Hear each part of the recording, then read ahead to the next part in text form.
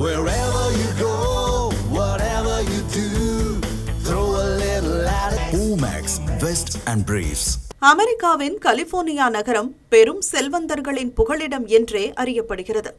இங்குள்ள சிலிகான் பள்ளத்தாக்கு பகுதியில்தான் மெட்டா உட்பட உலக புகழ்பெற்ற டெக் நிறுவனங்களின் தலைமை அலுவலகங்கள் வரிசை கட்டி நிற்கின்றன.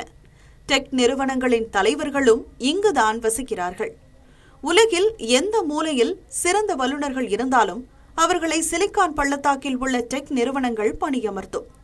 உலகின் புகழ்பெற்ற நிறுவனங்கள் தற்போது ஏஐ தொழில்நுட்பத்தை அதிக அளவில் பயன்படுத்தி வருகின்றன. ஒரு பக்கம் ஆட்குறைப்பு நடவடிக்கைகள் இருந்தாலும் ஏஐ அசுர வளர்ச்சி பெற்று வருகிறது.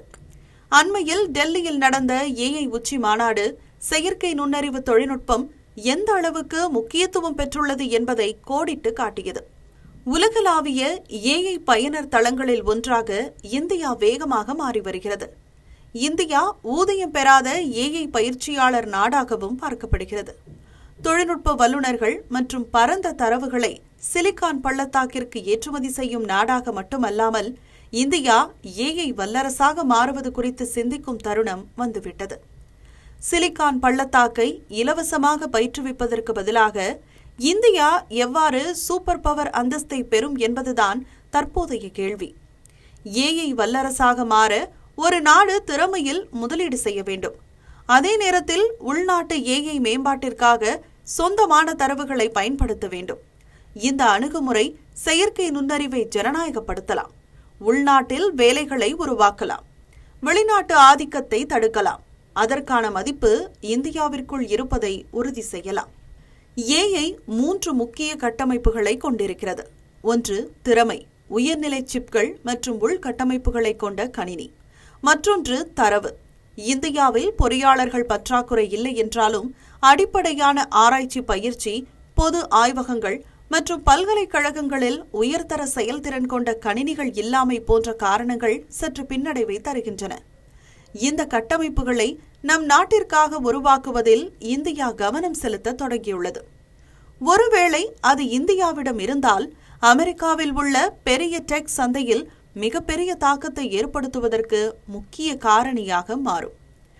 ஓபன் ஏஐயின் சாட்ஜிபிடி மற்றும் ஆந்த்ரோபிக், பிபிசியின் கிளவுட் இரண்டிலும் அமெரிக்காவுக்கு பிறகு 2வது பெரிய பயனர்களை கொண்ட நாடாக இந்தியா உள்ளது.